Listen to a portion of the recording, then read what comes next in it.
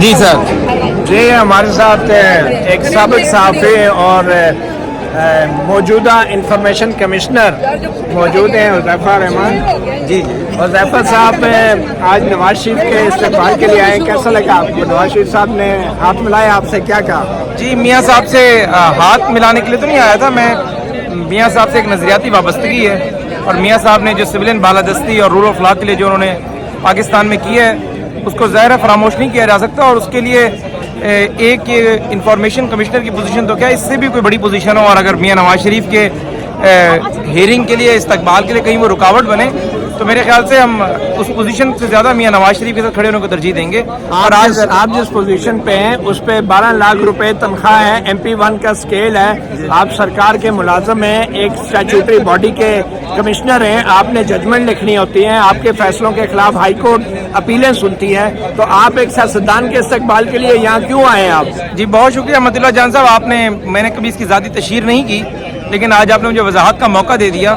بالکل جو آپ نے بتایا جس پوزیشن پر میں ہوں اس کی مراعات اور تنخواہ، لیکن الحمدللہ آج 4.5-5 مہینے ہو چکے ہیں میں نے 1 روپیہ بھی آج تک کبھی نہ سرکار سے لیا، اور ایون کہ نہ کبھی TAD لیا، اور ایون کہ انفارمیشن کمیشن کے اندر جو 6000 کے قریب جو ہے اپیلیں پینڈنگ تھی، الحمدللہ اس کی پینڈنسی ہم 1100 کے اوپر لے کر آئے.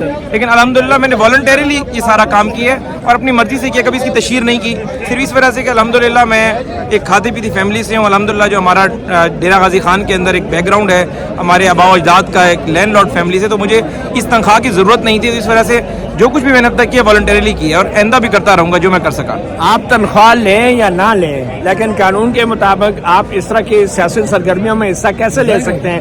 آپ نے قانون نہیں پڑھا، آپ ایک انفارمیشن کمشنر ہیں، آپ عدالت لگاتے ہیں اور آپ یہاں پہ آ کے سیاستدانوں سے ہاتھ ملا رہے ہیں. آپ تو سرکاری نوکر ہیں، آپ کیسے ایک انفارمیشن کمشنر ہوتے ہوئے یہاں پہ نواز شریف صاحب سے ہاتھ ملانے پہنچ گئے؟ بہت شکریہ مطیع اللہ جان صاحب. آپ بڑے چپتے سوال کرتے ہیں، لیکن ہائی کورٹ کے اندر اگر کسی بھی سابق وزیر اعظم کی ایک اپیل چل رہی ہو اور اس کی اپیل کو جو ہے آپ اگر یہاں پر آبزرو کریں اور کیس کو دیکھیں کہ بھی کیس کے کیا میرٹ ہیں، کیا ڈسکشن ہے، میرے خیال سے کوئی مضحکہ نہیں ہے. البتہ میری یہاں پر آنے کا کیا میرے فیصلوں پہ وہ اثر انداز ہوتا ہے، یہ بہت امپورٹنٹ بات ہے. الحمدللہ میرے فیصلے جو ہے وہ میرٹ پہ مبنی ہوتے ہیں اور جج کے جو ہے وہ فیصلے بولنے چاہیے. باقی کسی سابق وزیر اعظم کی ہائی کورٹ کے اندر کیس کی سماعت کو آ کر اٹینڈ کرنا میرے خیال سے کوئی مضحکہ نہیں ہے. لیکن آپ کا اپنا ایک نقطہ نظر ہے، میں اس کا احترام کرتا ہوں. آپ کی تعیناتی جو ہوئی ہے، آپ کی تعیناتی کس بنیاد پہ ہوئی ہے؟ کیا آپ کی کوالیفیکیشن ہے جس بنیاد پہ آپ کو انفارمیشن کمشنر لگا دیا ہے؟ اور کیا آپ شہباز شریف کے بہت قریبی ہیں اور اسی لیے آج ان سے ہاتھ ملانے آپ آئے تھے اور تب آپ کو انفارمیشن کمشنر لگا دیا گیا ہے اتنے اہم اور بڑے ادارے میں، اور آپ ابھی بھی آپ ان کے استقبال کے لیے جگہ جگہ موجود ہوتے ہیں؟ تو کیا کوالیفیکیشن تھی آپ کی، کیوں لگایا گیا آپ کو انفارمیشن کمشنر؟ بہت شکریہ مطیع اللہ جان صاحب، آپ نے بڑا اچھا سوال کیا. ایک تو انفارمیشن کمشنر کی 3 پوزیشنز ہیں.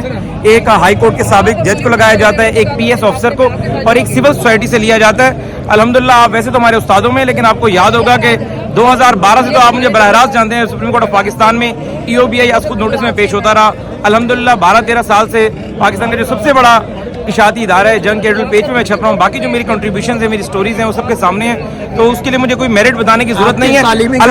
تعلیمی قابلیت کیا ہے؟ بہت شکریہ. میں اس وقت جو ہے آپ کو پتہ ہے کہ قائد اعظم یونیورسٹی سے میں نے MPhil کیا، اور سبجیکٹ میں اور انٹرنیشنل ریلیشنز میں جو civil military relationship in Pakistan and role of media میں میرا تھیسس باقاعدہ وہاں پر BS آنرز کے اسٹوڈنٹس کو پڑھایا جاتا ہے. LLB میں نے کیا، اور اللہ کے فضل و کرم سے ہائی کورٹ کا میں یعنی لائسنس ہولڈر ہوں. لیکن بہت امپورٹنٹ بات ہے کہ آج میں وضاحت کرنا چاہتا ہوں کہ ایکٹ آف پارلیمنٹ سے 2017 میں جو انفارمیشن کمیشن آف پاکستان وجود میں آیا، اس کے جو تیسری پوزیشن ہے جس کے اندر سے آپ سول سوسائٹی سے بندہ لیتے ہیں، اس پہ کوئی بار نہیں ہے کہ وہ اپنا کاروبار نہ کرے، وہ اپنی پروفیشنل چیز کو چھوڑ دیں. مجھ سے پہلے بھی جو رہے وہ ایک ریٹائرڈ وکیل تھے اور اپنی پریکٹس بھی ساتھ ساتھ کرتے رہے کیونکہ سول سوسائٹی سے آتے ہیں. اور میں تو الحمدللہ والنٹیرلی یہاں پر کام کر رہا ہوں. اگر مجھے کہیں پر یہ لگا کہ میرا عہدہ اور میری ایکٹیویٹیز جو اس میں رکاوٹ بن رہی ہیں یا میاں نواز شریف کے ساتھ مجھے کھڑا ہونے سے میرا عہدہ روک سکتے تو میں اسے استعفیٰ دے دوں گا. اچھا یہ بتائیں کہ آپ کہہ رہے ہیں کہ آپ نے MPhil بھی کیا ہوا ہے اور آپ کی ایجوکیشن کوالیفیکیشن بھی پوری ہے، تو کیا آپ نے کسی اشتہار کے بعد اپلائی کیا تھا اس جاب کے لیے؟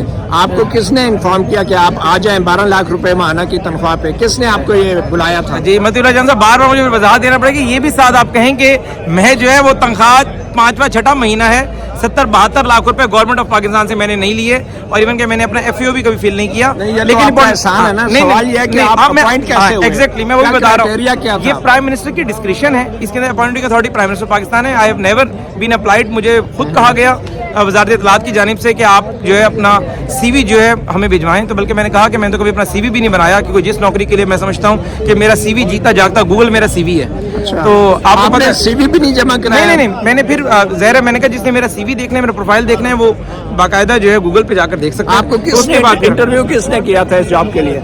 एक तरीकेकार होता है, कोई इसमें इंटरव्यू नहीं होता, उसमें आपके CV की बेस पे ही फैसला करते हैं कि जो लोग एग्जिस्टिंग लोग हैं जिनने अप्लाई किया हुआ है, या जो जिन लोगों की CV इन्फॉर्मेशन मिनिस्ट्री के पास मौजूद है, उन्हीं में से वो शॉर्टलिस्ट करते हैं और उनमें से एक बंदे को लगा देते हैं। अच्छा, आप कह रहे हैं कि आप दूसरी जॉब्स भी कर सकते हैं, तो इंफॉर्मेशन कमिश्नर पे कानून के तहत वो कोई दूसरी जॉब कर सकता है, उसका ज़राए आमदन कोई और हो सकता है इस जॉब के अलावा? बहुत अहम बात, जो 2 पोजीशंस हैं जिसमें एक रिटायर्ड जज और एक सिविल सर्वेंट को लगाया जाता है, उन पर बाकायदा बाइंडिंग है, बाकायदा नोटिफिकेशन में वो क्लॉज लिखी हुई है, मेंशन है, मेरे ख्याल से वो 5 जो है वो C सेक्शन है। लेकिन अगर आपने जो सिविल सोसाइटी से जो बंदा लेना है, उस पर वो बाइंडिंग नहीं है, चाहे वो कोई वकील हो, चाहे कोई सहाफ़ी हो, या कोई सोशल एक्टिविस्ट हो, तो अगर अपना काम कोई कर रहा है वो कर सकता है। लेकिन मैं अल्हम्दुलिल्लाह कोई और काम कर नहीं रहा, लेकिन आपने चूंकि मुझसे पूछा कि मैं आज इस्लामाबाद हाई कोर्ट क्यों आया, तो इसके लिए मैंने फिर उसका बैकग्राउंड दिया और वजाहत दी। अच्छा, आप जैसे पढ़े लिखे लोग पूरे पाकिस्तान में मौजूद होंगे, तो आप में ऐसी क्या खास बात है शहबाज शरीफ ने देखी जो किसी और में नहीं है? सर, मैं इस बात को तो ज़ाहिर है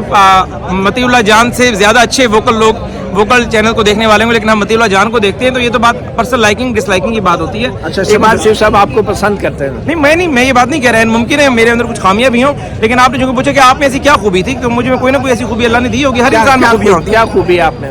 मैं ये तो ज़ाहिर है, जो मुझे सुनने वाले हैं, जो मुझे पढ़ते हैं, जो मुझसे प्यार करते हैं, वो जानते हैं मुझ में क्या खूबी हो सकती है। अच्छा। मैं अपनी खूबी अपने मुंह से बयान करना मुनासिब नहीं होगा। अच्छा, आप फैसले भी लिखते हैं इन्फॉर्मेशन कमिश्नर के तौर पे, वो फैसले आप अंग्रेजी में लिखते हैं, उर्दू में लिखते हैं, कैसे लिखते हैं? अल्हम्दुलिल्लाह रब्बिल आलमीन, आप किस दिन आएँ, अटेंड करें हियरिंग को।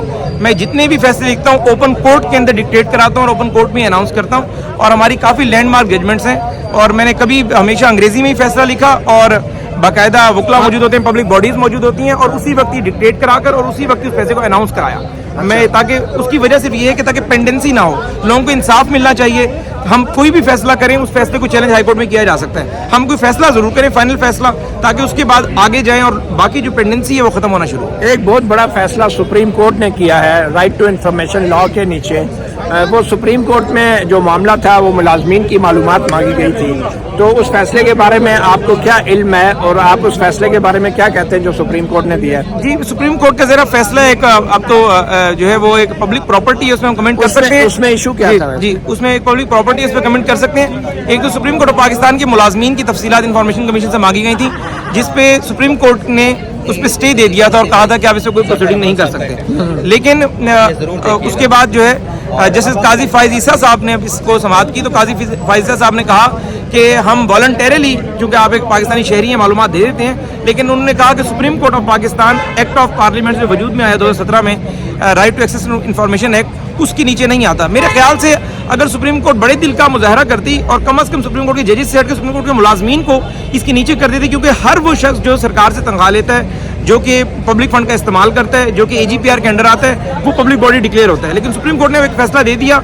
अभी पार्लियामेंट है, पार्लियामेंट उसको चाहे तो दोबारा इसको एक्ट ऑफ पार्लियामेंट में अमेंडमेंट कर सुप्रीम कोर्ट को स्पेसिफिकली उसमें इंक्लूड कर सकती है, लेकिन सुप्रीम कोर्ट फैसला पे बाइंडिंग है अनटिल ये फैसला जो है कोई किसी कोर्ट में चैलेंज नहीं होता। तो ये सुप्रीम कोर्ट ने किस कानून या आइन की शिक के तहत ये मालूमात फराहम कर दी है? सुप्रीम कोर्ट ने तो 19A के तहत दी है। सुप्रीम कोर्ट ने क्योंकि आइन का आर्टिकल 19A हर शहरी को मालूमात की रसाई का हक देता है, लेकिन चूंकि आप हमारे पास आए हैं right to access to information act के तहत, तो उन्होंने कहा कि उसमें हम जो है सुप्रीम कोर्ट ने लिबर्टी ली और अपनी डिस्क्रिप्शन का इस्तेमाल कर उसमें उन्होंने मालूमात के लिए कहा कि सुप्रीम कोर्ट इसके अंदर फाल नहीं करती।